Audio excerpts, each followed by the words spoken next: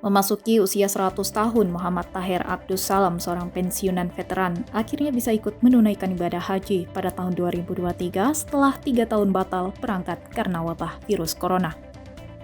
Tepat di bulan Juli 2023 mendatang, usia Taher genap memasuki 100 tahun.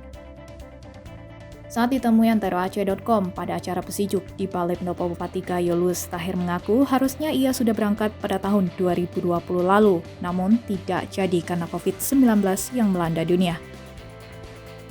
Ketika itu kesehatannya sempat menurun.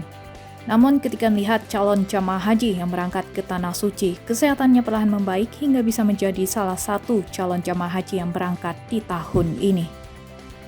Sementara itu, Kepala Seksi Penyelenggaraan Haji dan Umroh Kakanmenak Kabupaten Gayo Lues, Haji Hasbullah, mengatakan untuk tahun ini prioritas utama peserta calon jamaah haji merupakan para lanjut usia.